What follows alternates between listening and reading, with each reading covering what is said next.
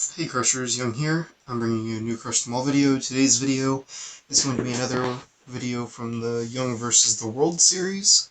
We are starting a new arena season, so we're going to take a look and see what we're up against. I have 9 defensive wins. It's Female Barbarian Week. Okay, well, that's an interesting mix. So that actually works out pretty well for me. I might need to drop Bat in lieu of someone else, though. So let's take a look. This is a week where Magnus might be a better option, or Spike or Skeleton Giant.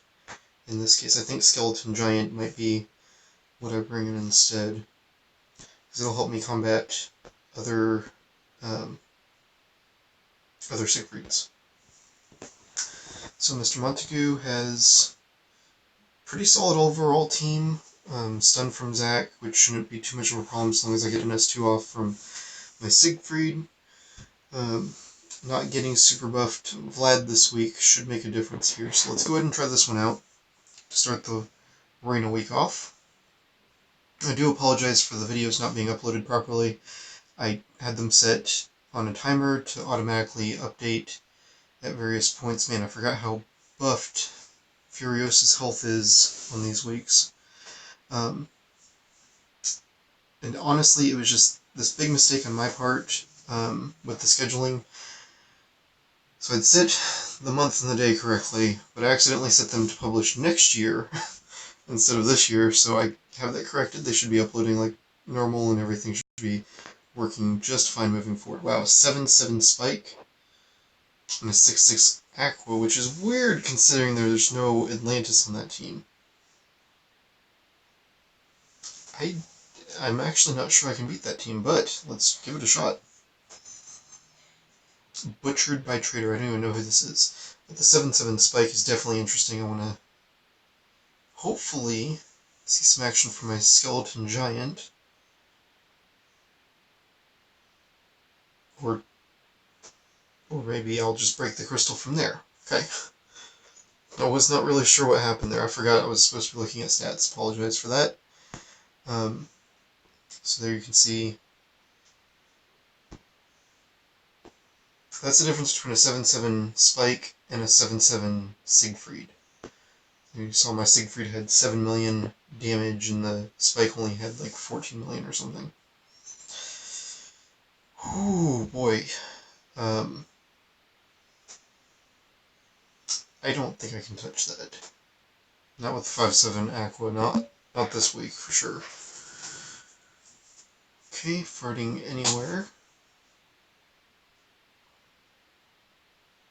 It'll be a fast team. It's going to rush up to me pretty quick, but everything's banking on Siegfried for that. I'm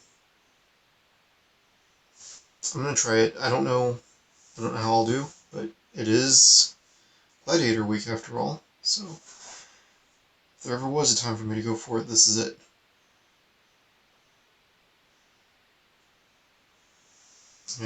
I've got very strong gladiators, and you're seeing that reflected right now.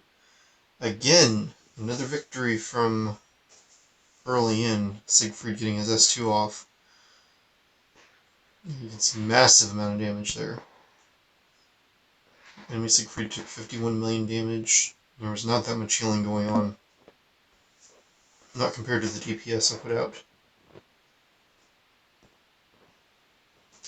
So turn this team down once. I'm going to turn it down again. That doesn't look much better, to be honest. My Gladiator should be able to cut through that, and it's not as strong as the previous team, but there's a Cersei on the other team. See, there's healing here from Paladin and Vlad. I really don't know how great a 6-7 or 7-6 Paladin is.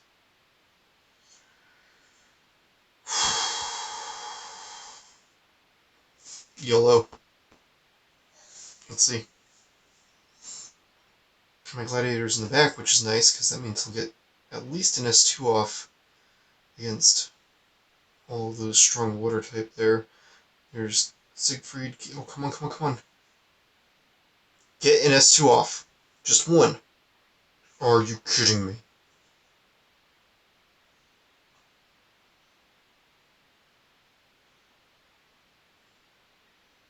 That is unfortunate. Okay.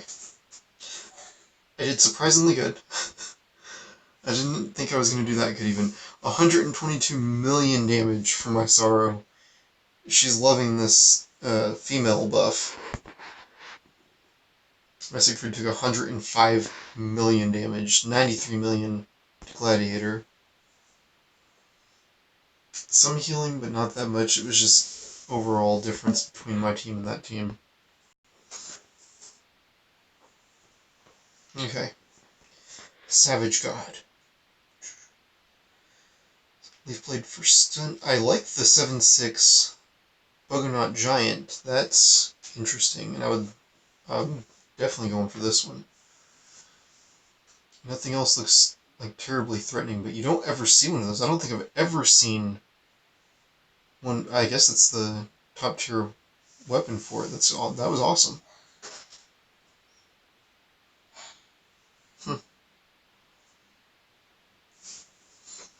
Strong Buggernaut Giant. Oh, I forgot to look at the stats again. Okay. Crimson King. Similar team to mine. A little bit weaker across the board. And then Cam. Kind of annoying with the Cersei on that team, but this looks like an easy one for me, so I'm going to go for that. Let's see, I say that, and then every time I comment on the fact that it's an easy one, I usually end up losing it. I don't think I will this time, though. Gladiator Week is where I really shine.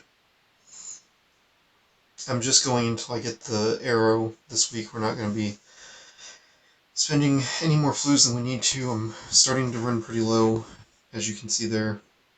That's all I got left.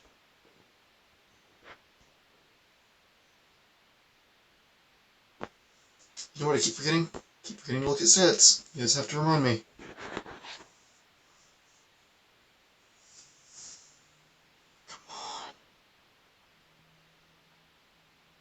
Come on. Siegfried, come on. Just, there we go.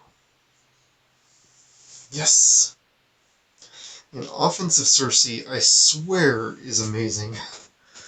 I didn't realize how good she really was until Twiggy actually pointed out that I needed to use her on an offensive attack when we were up against ATB in the most recent Guild War.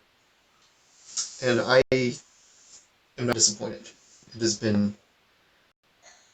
That was a fantastic choice. And I'm starting to become a firm believer in offensive Cersei now. Like, I've known for a while that she's good defensively, because defensively, she stalls your heroes, which in turn makes it to where, the objective is just to stop the opponent, not necessarily defeat the opponent when you're on the defensive side. So you want a team that's going to, be annoying and just stall the clock out, because if you stall the clock out defensively, that's still a win defensively. You don't have to take out all the enemy heroes if you're on the defense. That's why when you win, if you have no heroes left, like let's say you're down to Sorrow and they shoot each other and they both die, well, you lose the match because the objective is to win. And if you're not winning, you're losing. So, I didn't even look at that team composition. I was busy monologuing. This is why I'd be an awful villain, because right there I would have gotten, whatever. I keep forgetting to look at the stats as well, so here's the stats. Huge amounts of damage from my gladiators this week. Huge amounts of damage from Sorrow. This is the week that I was bred for. Let's go for it. Salty always has a very strong team. I gotta be able to get through this Leaf Blade, which is not getting buffed this week, which means it should be a little bit easier since I've got a lot of buff on my side. until my whole side freezes and explodes. Alright, well, let's see how Ducktron.